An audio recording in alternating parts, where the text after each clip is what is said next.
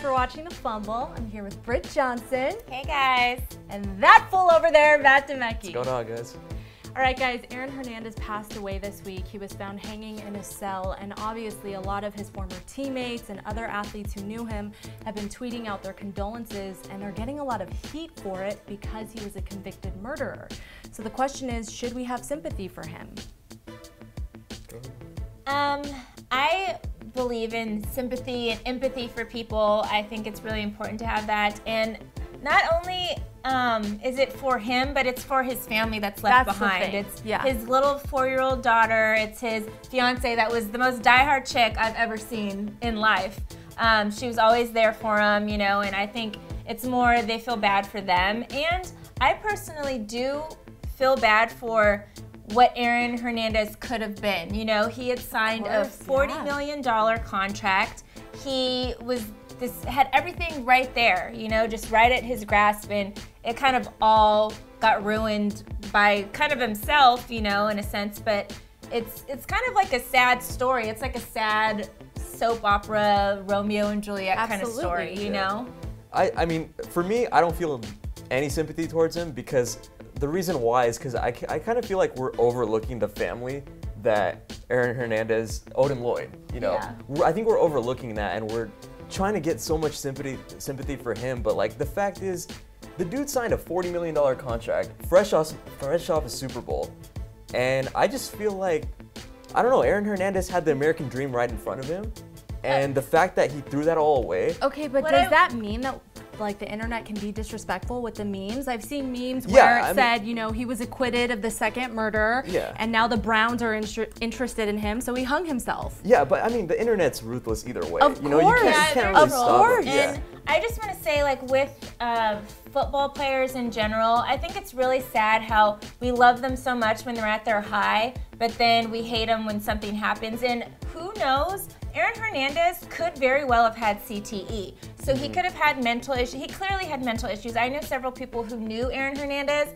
and they were like, it was Dr. Jekyll and Mr. Hyde. It was two different people, you know? Like, and there was something going wrong in his head, and for you to kind of not acknowledge that, I think is a tragedy in itself. Like, nobody acknowledges the athletes once issues happen. They just love them when they're great and want to step on them and spit on them when something negative happens, when it could have not necessarily been that he was just a bad dude. He could have had mental issues. And I really do hope that they do test his brain for CTE, just so we know, you know, and can move forward on that. I just think the sad part is the people he surrounded himself with, he kept them in the loop when he was at his all-time high, when he was making the money. He kept those people around him that in the NFL, when you're in the NFL, you need to let those people go, because that's the people that influence you to do this, and that's probably the reason why he's dead. I mean, I do agree with that. You have to let certain people go when you get to that level so that you can move on. But I really don't think the issue here is even about having sympathy for him. It's about having sympathy for his family that was left. And we have to have sympathy for the victims that he killed as well, but it's just going to a whole new level right now that he's passed away. There's a lot of internet trolls that like to hide behind, you know, a keyboard and say stuff when they're not in certain situations and they haven't gone through certain things in their life. I lost my mom at a young age, so I immediately thought of the daughter. That was the first thing I thought about when I was like, oh my gosh, this little girl. And I remember watching, you know, the recent trial when the daughter actually went into the courtroom, and when he actually first went into prison, his daughter was a little baby, so she's never seen her father outside of prison. So for her to see him in a courtroom outside of like the jail wall was like a whole new thing, and it was like she was crying, blowing him kisses and stuff, and that girl's never gonna have her dad in her life, and that really sucks. It's tragic all around, you know, I mean, we can't put it any other way. One final thought on this is that some people are saying that because under the state of Massachusetts law, if you die during an appeal of a conviction, the original conviction becomes null and void. This means he technically never violated the New England Patriots contract, and thus his daughter is now entitled to the remainder of his guaranteed $15 million with the Patriots. So some people are thinking he had a reason for taking his life. All right, guys, we're gonna move on to a topic less heavy, less sad. Now, if you've been watching the show, you know we have a major bronzexual on the panel. Right there. And he brought up to me this morning that, you know, LeBron James is underappreciated as a player. Yep. And I'm sorry, what was the word you used? He's taken for granted. He's taken for granted. So, Absolutely. Britt, Well, is this true? Since he believes it, so I want to hear what he says first. I don't even know where to start with this. Like, okay, this MVP discussion with the whole Harden and Westbrook, it sucks that every year we leave out LeBron. This dude's averaging LeBron's 26. won 4 MVP. He's averaging oh my 26. God. He's almost averaging a triple-double, and nobody's even seeing it. He's averaging 26, 8, and 8. This dude's in the finals every year. He's never missed a playoff game in his life. We've taken him for granted, man. I think LeBron has been in the NBA for 14 seasons. Yeah. He's won 4 MVPs, so it's not like we always miss him, and he's won 3 championships. LeBron is up here on the level, right? But he's through the roof. This is probably actually one of his worst seasons since and he's 2005. almost averaging a triple-double. Yeah, but it's one of his worst seasons. So he shouldn't be MVP this year because he didn't have one of his best seasons. He's not playing defense at all. This is his worst defensive season he's had since he's been in the league, period. And he's not, I mean, he's great, but he's not MVP just because he averages whatever. Okay, there's 2 other players. Listen, at the end of the day, we all know LeBron James is an amazing, phenomenal player. He's a freak of nature athlete.